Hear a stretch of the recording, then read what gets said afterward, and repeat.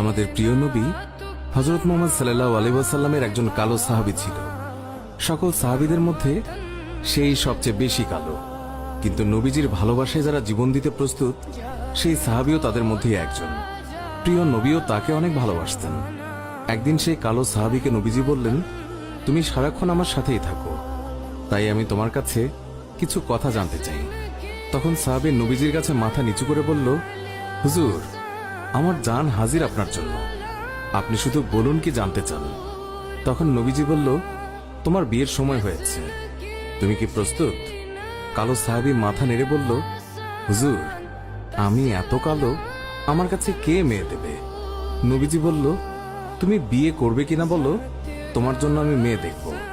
এই কথা শুনে কালো সাহাবী খুশিতে কেঁদে ফেলল আর বলল, হুজুর, আপনি আমার জন্য মেয়ে দেখবেন, আমার কাছে এর থেকে বড় পাওয়ার কি হতে পারে?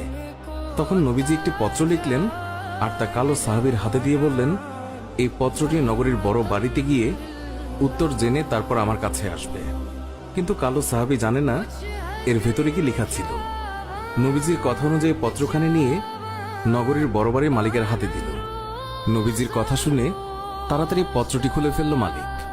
তার মধ্যে লেখা আছে, আসসালামু আলাইকুম, আমি মুহাম্মদুর রাসূলুল্লাহ সাল্লাল্লাহু আলাইহি ওয়াসাল্লাম আপনার কাছে আমার কালো সাহাবীর জন্য আপনার মেয়ের বিয়ের প্রস্তাব করলাম। আশা করছি আপনি প্রস্তাব গ্রহণ করবেন এবং আপনার সুন্দরী মেয়ের সাথে আমার কালো সাহাবীর বিয়ে দেবেন। ইতি মুহাম্মদুর রাসূলুল্লাহ সাল্লাল্লাহু আলাইহি ওয়াসাল্লাম। বড় বাড়ির মালিক নবীজির কথা শুনে কেঁদে ফেলল। আমার একমাত্র মেয়ে, মদিনায় যাকে সবাই চেনে হুরে মদিনা বলে। কিতাবে আছে মেয়েটি এতই সুন্দর যার জন্য মদিনার সবাই তাকে হুরে মদিনা বলে ডাকত। আমি এখন কি করি? নবীজি বলেছেন, এটাই অনেক আনন্দের কথা, কিন্তু ছেলেটি যে অনেক কালো। বিভিন্ন চিন্তায় মালিক চিন্তিত। কালো সাহাবী বলল, নবীজি কি লিখেছেন?